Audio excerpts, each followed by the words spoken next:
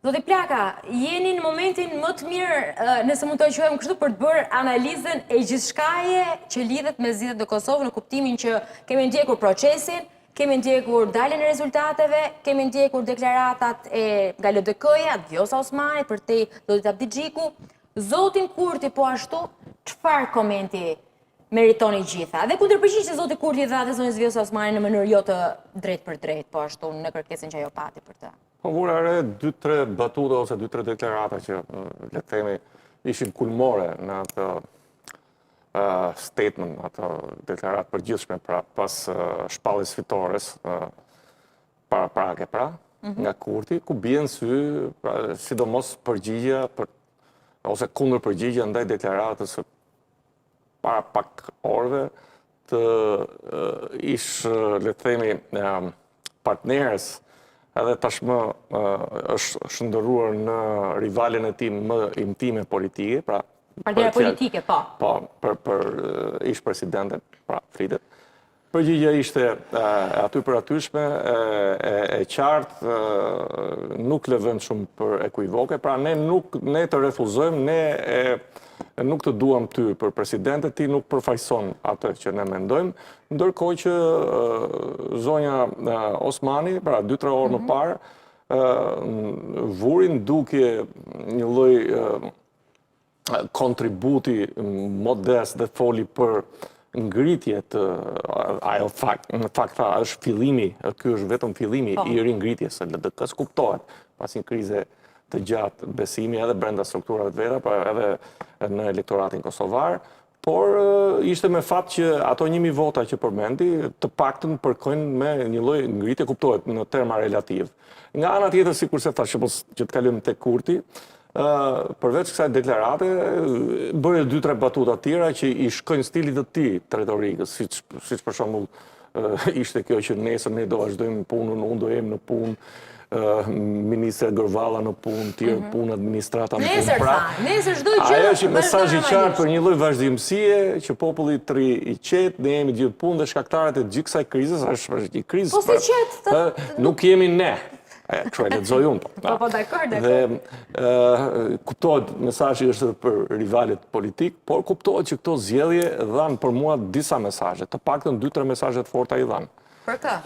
E para, dalja, ose rezultati përqindja e votuesve që kanë dalë për të votuar, ishte një lloj mesazhi, një lloj shuplagje për mbar establishmentin aktual politik, po nëse do ta përkthejnim ose nëse do ta ndanim në hise ose në pjesë, kuptohet që mesazhi shumë më i madh është pak paradoksale kjo që këte janë fitues, po unë mendoj që populli i dha një mesazh me rënien e përkthyeshme pra në 9 mandate për partinë e Zotit Kurti, ishte një mesazh për të treguar që është momenti të ndryshosh sjelljet, të tregohesh më eksigjent, mos e fut vendin prap në zgjedhje të reja apo në një kolaps. E kuptoi ai? Nga ana tjetër, më fal, mesazh tjetër, pra duhet lexuar mirë këto rezultate. Për shembull, po filloj nga fundi. Ishte rezultati që pak mbreslënës, ose jo pak mbreslënës i partisë së Zotit Haradinaj, e cila ka pasur ajo ca kriza veta, por ishte një konfirmim vërtet mbreslënës për Zotin Gjini në krye të partisë.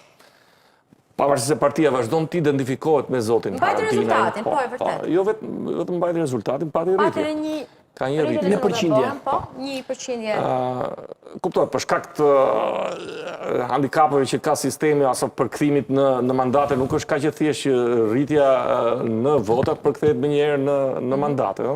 Po, gjithsesi, nga ana tjetër, LDK-ja rritje të lehtë, paka shumë janë aty ku kanë qenë.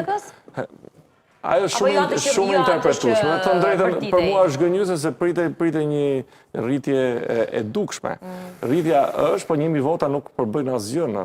Por mjaftojnë për ta mbajtur të paktën ish presidenten Osmani në të karikuar? Të karikuar, le të themi po. Dhe mos harrojmë se kemi edhe një lider të LDK-s i cili duket shumë në hije, ka qenë i gatshëm gjatë gjithë kësaj kohe, kuptohet ndoshta edhe për strategji, po ka pasur një lloj kok ulje për t'i hapur, për t'i shtruar tapetin e kuq zonjës Osmani. Kuptohet me merit, po deri diku edhe pa merit. Mesazhi ka qenë i qartë, ka qenë ai i përbashkimit ose ribashkimit partisë pas disa krizave që ka psuar gjatë gjithë këtyre viteve, leadershipi i LDK-s. Dhe mirë po, kam frikë se shumë shpejt mund të fillojnë problemet brenda LDK-s. Gjë e mirë kuptohet, pra, sikur se thamë që mos kalojmë përsëritje, që ka pas një crescendo të lehtë, aq sa të paktën të mos krijoj krizë të shpejt brenda strukturave dhe të mbajt karikuar elektoratin. Elektoratin e tij.